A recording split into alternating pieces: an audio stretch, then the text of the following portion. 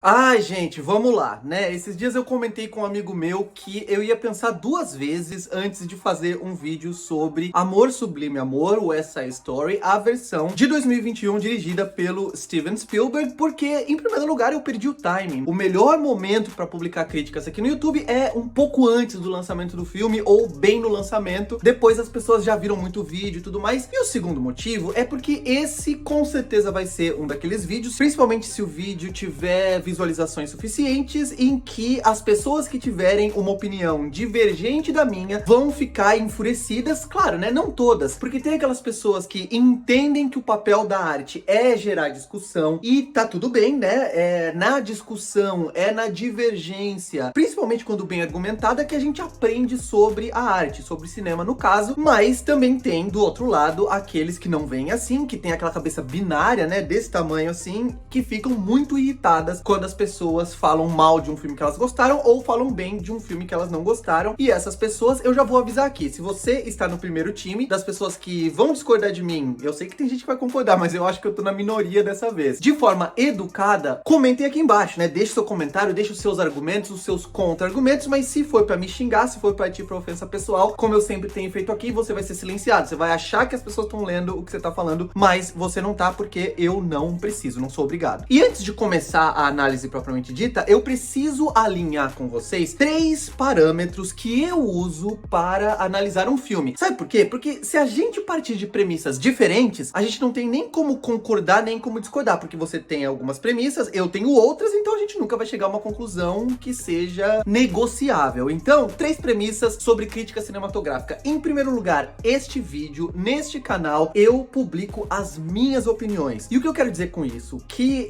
é claro que essa é a minha área, é claro que eu estudo, que eu pesquiso, que eu tenho experiência, e eu também sou uma pessoa. E quando eu faço uma análise, eu vou partir de elementos técnicos, narrativos, mas eu também vou falar da minha opinião. Tem uma frase do Roger Ebert, que é o crítico do Chicago Sun-Times, que é um crítico assim, né, um dos maiores da história do cinema, que diz que um homem vai ao cinema e o crítico de cinema tem que ser a pessoa que reconhece que ele é esse homem. Ou seja, eu preciso reconhecer, qualquer pessoa, por mais profissional que seja, precisa reconhecer que ele é só uma pessoa indo ao cinema. Então eu vou fazer uma análise que também tem opinião, e aí, meu amigo, é a minha opinião. Então você pode assistir, gostar, não gostar, concordar, discordar, e tá tudo bem. Segunda premissa que eu considero muito importante é que não importa o quão fiel um filme é ao seu material de origem, seja ao filme anterior, se ele é um remake ou um reboot, seja ao material original, se ele é uma adaptação de quadrinho ou se ele é uma adaptação de um livro, seja o que for, isso não garante que o filme seja bom. O filme pode ser muito fiel ao original e ser horrível, ou ele pode ser completamente diferente, pode ser uma reformulação de tudo e ser um filme excelente. E em terceiro lugar, a terceira premissa que é fundamental para eu conseguir conversar sobre esse filme com vocês é que todo filme, ele é, de certa forma, um documento da sua época. Então não importa a história, não importa em que época essa história se passa, e também não importa de que época são os materiais originais que inspiraram essa história. O que importa é a história, a premissa, o desenvolvimento dos personagens, desenvolvimento dos temas do filme, do roteiro, e também os elementos técnicos, narrativos, que fazem com que a gente acesse essa história nos dias de hoje. Então, qual é a representatividade, qual é o sentimento gerado, qual é o significado dessa história para os tempos em que o filme está sendo lançado. Então vamos lá, eu vou falar sobre Amor Sublime Amor, West Side Story, do Steven Spielberg, de 2021, eu tendo assistido em 2022. Então, o que eu acho sobre esse filme ser lançado hoje? Em primeiro lugar, quando o Spielberg anunciou que refilmaria o Amor Sublime Amor, já era muito estranho, porque o Spielberg não é um diretor de musical, nunca tinha feito musical, e também é uma refilmagem. Aí você pensa, tá, se é o Spielberg, que é um cara que tem uma carreira consolidada, pra ele querer refilmar um clássico, é provável que ele tenha uma nova visão, é provável que ele queira reapresentar esse filme com uma nova roupagem às novas gerações, e não é isso que ele faz. O filme é uma refilmagem bastante fiel ao original, do qual eu já não gosto muito, mas isso é um papo para um outro vídeo, mas que acaba soando absolutamente anacrônico, absolutamente careta e até imoral em alguns momentos, ainda mais se a gente pensar na cultura dos nossos dias de hoje, na evolução que nós já estamos em relação a vários temas que eram ainda muito problemáticos ali nos anos 60, quando o original foi lançado. Aí você pode falar, mas ele é inspirado mais ou menos, né, em Shakespeare, em Romeu e Julieta. Sim, mas eu acredito, como eu falei, que mesmo em 1960, os temas e a maneira com que esses temas e personagens são desenvolvidos já era anacrônica, quanto mais ainda hoje. Então a gente tá falando de um filme que basicamente, né, a premissa é, tem um rapaz que é branco em Nova York, da classe pobre, trabalhadora, operária, e que é membro de uma gangue que persegue algumas minorias latinas, especialmente os porto-riquenhos, que nessa época eram muito abundantes ali em Nova York, e ele acaba se apaixonando por uma porto-riquenha. Ele tem um passado que a gente começa a entender aos poucos, que ele acabou sendo violento demais, quase matou alguém, e ele tá querendo sair daquela vida de crime, né, os ex-colegas dele tentando sugar ele de volta, e ele querendo ficar longe, querendo trabalhar, e ele acaba se encantando por uma porto-riquenha virgem, e eles se apaixonam, e aí tem todo aquele conflito tentando separar os dois, que na peça de Shakespeare era familiar, e aqui é familiar também, mas é mais do que isso, também é cultural em relação à cultura branca nos Estados Unidos e à cultura latina. E gente, até a Disney já entendeu que o modelo de romance, e eu vou usar aqui aspas em tudo, romance, amor,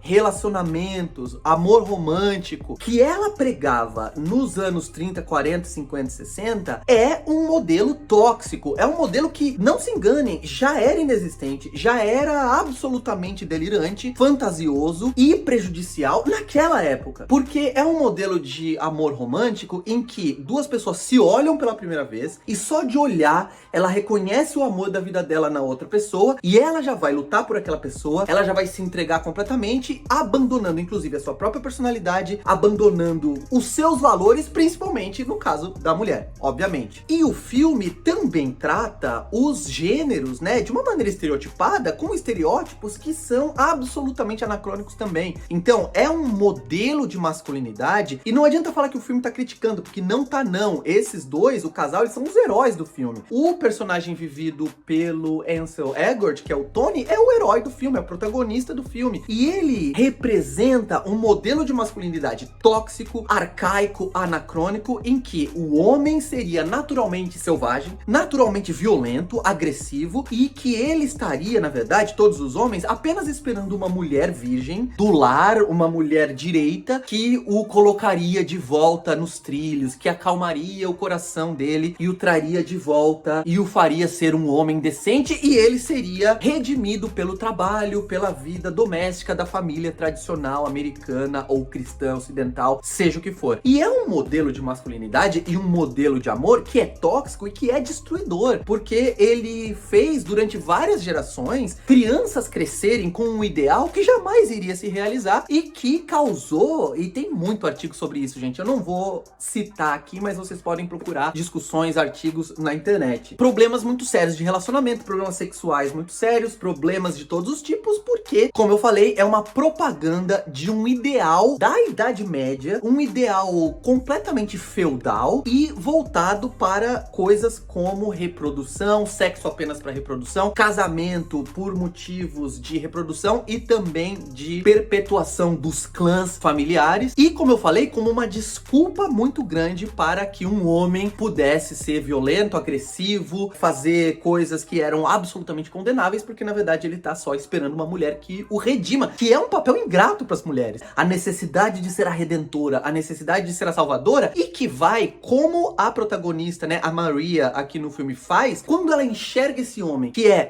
esse. Ela nunca beijou ele, ela nunca ficou com ele, ela nunca conviveu com ele, conversou com ele, mas ela olha pra ele e ela reconheceu a alma gêmea e ela vai abrir mão da identidade dela, da cultura dela e também dos valores. Tem uma cena nesse filme que tem uma música, né, que ela tá cantando e a cunhada dela tá junto e a cunhada dela acaba entrando na música também, em que elas cantam literalmente: quando o amor é verdadeiro, não existe certo e errado. Claro que existe certo e errado. Inclusive, ela receber o cara que, de novo, ela nunca conversou com ele, descobrir que ele acabou de matar o irmão dela, porque, claro, né, se ele é homem, ele é um bárbaro, então se o outro matou um amigo dele primeiro, ele tá justificado de matar por vingança. E ela vê ele ensanguentado com o sangue do irmão e ela, assim, em questão de segundos, pega pega ele, abraça e transa com ele e pede a virgindade com ele ali naquele momento. E você dizer que não existe certo e errado, existe. O que você fez é muito errado, é imoral, é absurdo, é completamente desvairado. E é esse o ideal de amor, esse é o ideal de relacionamento heterossexual, romântico do filme, que é absolutamente antiquado e absolutamente, como eu falei, imoral e tóxico. E prejudicial se você é uma criança, um jovem assistindo isso. E não adianta dizer, né? Ah, mas filmes não têm obrigação de terem mensagens sociais. Não, mas os filmes, eles estão aí pra você criticar, pra você julgar. E eu julgo esse filme na minha análise. E eu já vou falar mais sobre o filme, sobre outras coisas. Um filme que tem problemas temáticos, problemas morais, ideológicos, muito, muito, muito sérios. E é inacreditável que um diretor refilme esse filme em 2021 e não pense sobre isso e não queira nem dar uma repaginada. Então,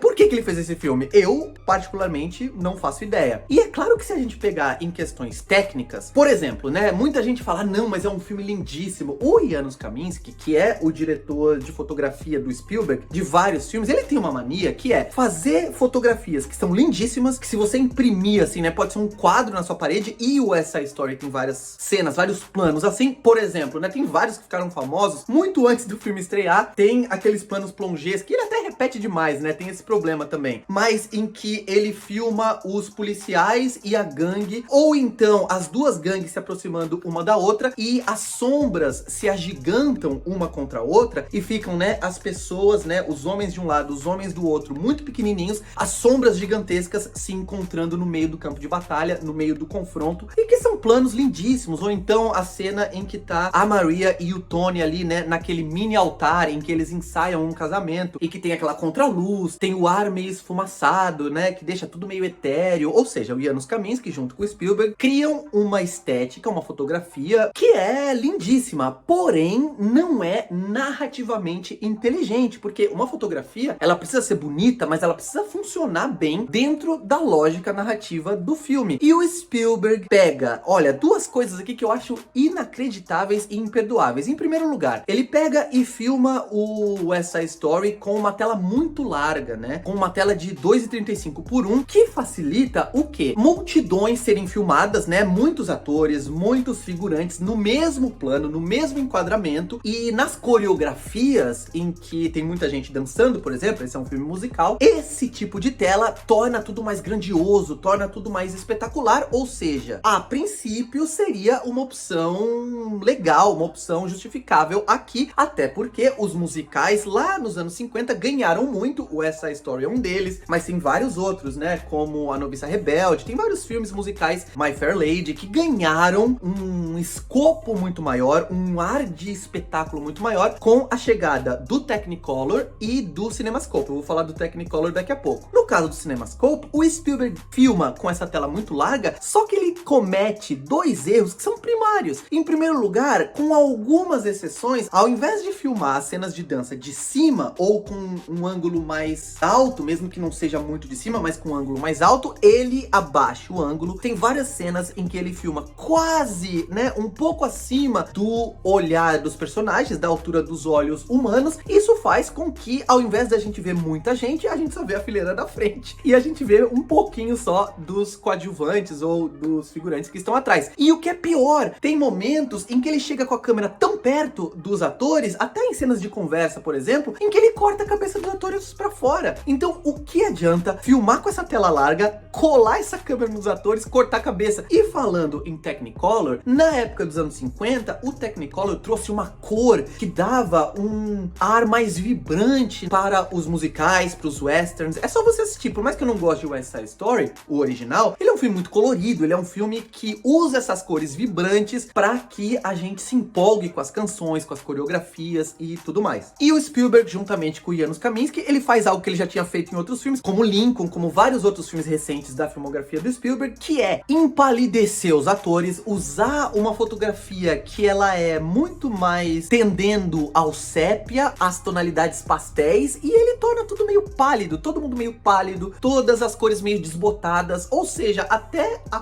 pompa visual que viria com cores vibrantes acaba sendo desinteressante. E, aliás, eu não sou especialista em música, mas eu acho as músicas desse filme, e já era assim no original, completamente chatas. E também o elenco absolutamente apático, absolutamente antipático, sem carisma nenhum. Os dois atores principais não têm química. Eles são absolutamente apáticos. E aí, né, na temporada de premiações, a Adriana DeBose, que faz a cunhada da Maria, acabou sendo a atriz coadjuvante que tá recebendo prêmios e tudo mais. E é claro, o reconhecimento a ela tá vindo porque ela é a melhorzinha do elenco, mas não quer dizer muita coisa porque ela é a melhorzinha em um elenco predominantemente apático, desinteressante. Olha só, se você quer comentar aqui embaixo, você pode me dar argumentos. Você gostou do filme como a maioria das pessoas? Eu sei que eu tô na minoria, talvez, quiçá, sozinho. Se você gostou, me dá argumentos. Escreve aqui embaixo, pode ser que eu olhe e fale, cara, olha, eu não gostei do filme, mas seu argumento é válido, interessante. Ou então, você concorda comigo? Comenta aqui embaixo. Caso você vier me xingar e levar isso pra um lado, como eu falei no começo do filme, binário, polarizado e estúpido, o seu comentário vai ser deletado, né, e você vai ficar invisível. E não se esqueçam, claro, né, de curtir esse vídeo, de se inscrever no canal, de participar, se vocês quiserem, do meu grupo no Telegram. Eu deixei aqui em cima o código QR, né, o QR Code, durante o vídeo inteiro pra você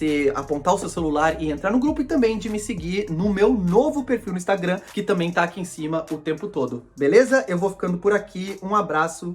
Tchau.